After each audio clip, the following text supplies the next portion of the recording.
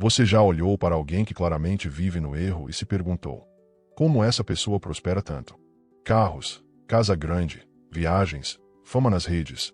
E a pergunta nasce com força: por que pessoas que praticam o mal, fraude, roubo, imoralidade, conseguem sucesso? Onde está a justiça de Deus?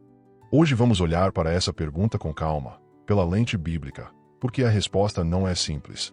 Entender ela muda a forma como você olha para sucesso, riqueza e fé. Primeiro, se você olha para essas pessoas que cometem adultério, imoralidade, fraudes e roubos e pensa que elas têm sucesso, talvez você precise ajustar sua lente, porque essas pessoas estão totalmente contra valores cristãos. Portanto, não podemos considerar essa vida um sucesso. Se você for cristão, deve enxergar sucesso com uma lente cristã. Nem todo sucesso é a mesma coisa. A diferença entre fama, fortuna, poder e uma vida abençoada de fato, aquela que traz paz, família íntegra, reputação limpa e fruto espiritual. A Bíblia usa termos diferentes e nos convida a avaliar frutos, não apenas fachadas. Ou seja, foto bonita não é sinal de bênção. Mas agora, se você quer dizer sobre prosperidade financeira e por que os ímpios conseguem prosperar, conseguimos algumas respostas olhando para a Bíblia. Quando a Escritura fala do coração, ela aponta para a raiz. Jesus disse: pois onde estiver o vosso tesouro, aí estará também o vosso coração. Mateus capítulo 6, versículo 21. E advertiu: nenhum homem pode servir a dois senhores, porque ou há de odiar um e amar o outro, ou se apegará a um e desprezará ao outro. Não podeis servir a Deus e as riquezas.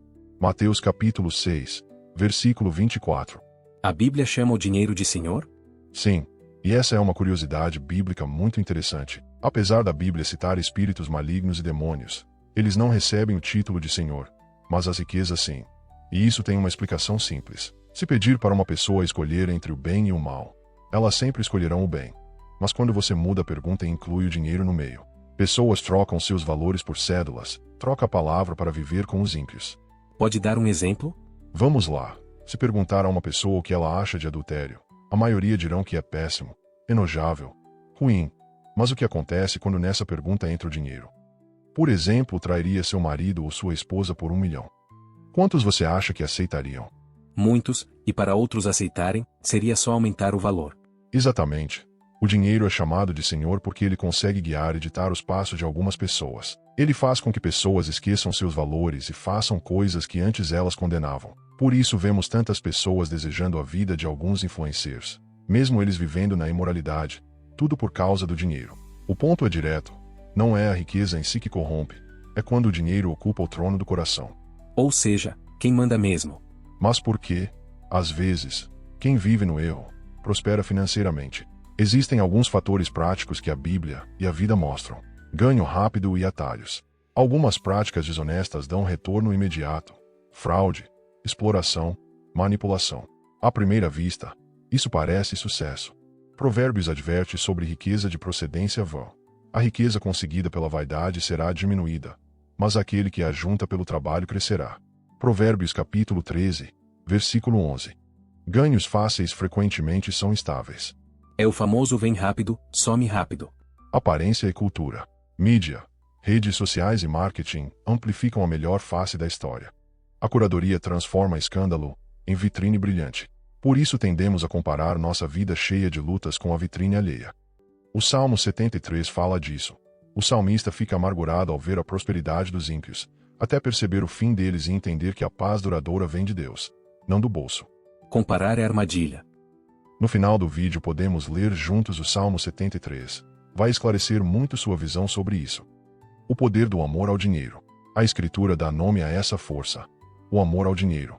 Paulo escreveu: porque o amor ao dinheiro é a raiz de todo o mal. E nessa cobiça alguns se desviaram da fé e se traspassaram a si mesmos com muitas dores.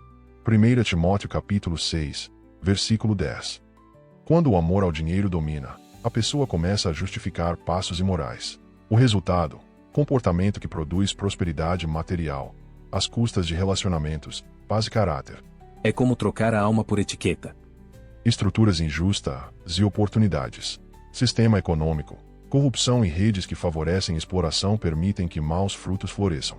Isso não é aprovação divina, é uma constatação sociológica com respaldo bíblico.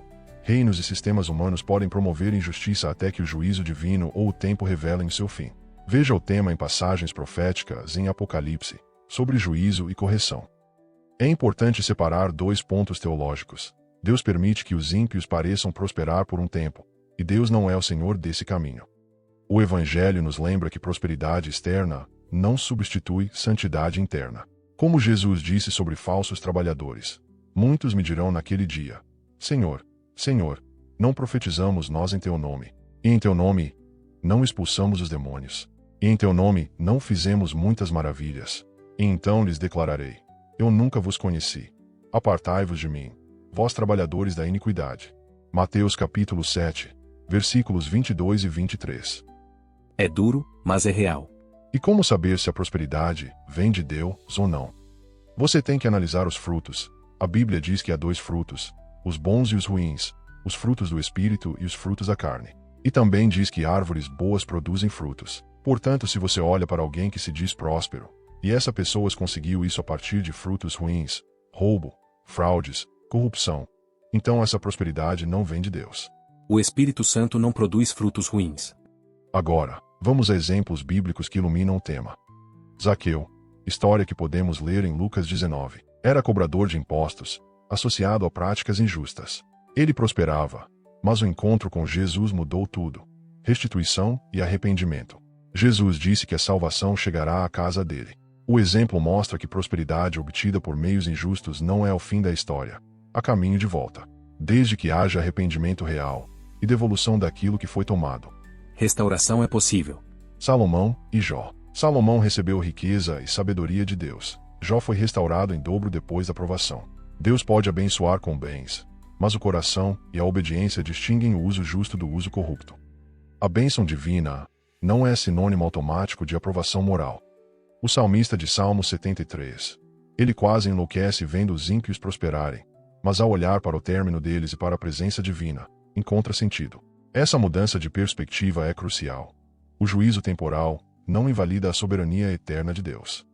Então, o que fazer? Como você prospera sem se corromper? Ajuste o alvo do seu sucesso.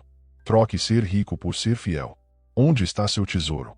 Lembre de Mateus 6, versículo 21. Sucesso com Deus tem cara diferente. Invista em integridade e trabalho honesto. Provérbios 13, versículo 11 mostra que riquezas de trabalho duram, ganhos vãos, não. Faça as coisas certas mesmo quando ninguém vê. Pratique generosidade e restituição. O coração liberto dá. Zaqueu restituiu e recebeu salvação. Devolver o que foi tomado a parte do caminho de restauração. Avalie frutos, não só fachadas. Frutos do Espírito versus obras da carne. A mensagem bíblica é clara. Avalie a vida pelo fruto. Paz, amor, integridade, justiça. Forme seu pensamento contra a idolatria do dinheiro. Confesse quando perceber idolatria. Lembre-se, amar o dinheiro é o problema, não possuir em si. Paciência e fidelidade. A prosperidade que honra a Deus normalmente exige tempo, fidelidade e testemunho. Não troque caráter por atalhos. Escolha prosperar no tempo certo ao lado de Deus, ao invés de prosperar rápido por atalhos do mal. Um ponto prático final. Não confunda julgamento com justiça. Quando vemos o ímpio prosperando, não inveje, ore. O Salmo 73 termina em adoração porque a verdadeira resposta não é revolta, é confiança. Orar é melhor do que invejar. Para encerrar com clareza, pessoas más podem prosperar materialmente por um tempo, por caminhos humanos, culturais e econômicos. Mas prosperidade à parte, Deus pergunta por seu coração. Ele chama você a escolher: sucesso passageiro à custa da alma, ou fidelidade que gera benefícios duradouros, até os que o mundo não consegue medir. A pergunta que fica: qual sucesso você quer construir? Se esse vídeo te ajudou, comenta abaixo. Já teve alguma experiência em que viu o sucesso desmoronar e a verdade aparecer? Compartilha. Sua história pode abrir os olhos de alguém. E se curtiu, deixa o like, se inscreve e ativa o sininho para mais conteúdo que alia fé, sabedoria e prática. Lembre, ame as pessoas, use o dinheiro, nunca o contrário. E agora vamos juntos ler o Salmo 73. Salmo de Asaf. Verdadeiramente, Deus é bom para Israel, para aqueles que são limpos de coração. Mas quanto a mim, os meus pés quase se foram, os meus passos quase escorregaram. Pois eu tive inveja dos tolos, quando vi a prosperidade dos perversos. pois não há faixas em sua morte, mas sua força é firme. Eles não estão em tribulação como os outros homens, nem eles se afligem como os outros homens. Por isso o orgulho lhe cerca como uma corrente, a violência os cobre como vestimenta. Seus olhos destacam-se com gordura, eles têm mais do que o coração poderia desejar. Eles são corruptos, e falam perversamente no que diz respeito à opressão. Eles falam arrogantemente. Eles põem a sua boca contra os céus, e a sua língua caminha pela terra. Por isso o seu povo retorna para cá, e águas de um copo cheio são espremidas para eles. E eles dizem, como Deus sabe, e há conhecimento no Altíssimo, eis que estes são os ímpios, que prosperam no mundo. Eles aumentam em riquezas. Realmente eu limpei o meu coração em vão, e lavei as minhas mãos na inocência. Pois ao longo do dia tenho sido afligido e castigado toda manhã. Se eu disser, eu falarei assim, eis que eu ofenderia contra a geração dos teus filhos. Quando eu pensei em conhecer isto, foi doloroso demais para mim. Até que eu fui ao santuário de Deus, então eu entendi o seu fim. Certamente tu os puseste em lugares escorregadios, tu os lançaste na destruição. Como são trazidos para a desolação, como em um momento. Eles são completamente consumidos por terrores. Como em um sonho quando alguém acorda. Assim, ó Senhor, quando tu acordares, tu desprezarás a imagem deles. Assim o meu coração ficou entristecido, e eu fui picado em meus rins. Tão tolo eu fui, ignorante, eu fui como um animal diante de ti. Apesar disso, estou continuamente contigo, tu me seguraste pela minha mão direita. Tu me guiarás com o teu conselho, e depois me receberás para a glória. Quem tenho eu no céu, a não ser a ti? Não há ninguém sobre a terra que eu deseje mais do que a ti. A minha carne e o meu coração falham, mas Deus é a força do meu coração, e a minha porção para sempre. Porquanto eis que aqueles que estão longe de ti perecerão, tu destruíste todos aqueles que vão vagueando sem ti. Mas é bom para mim aproximar-me de Deus. Eu pus a minha confiança no Senhor Deus, que eu possa declarar todas as tuas obras.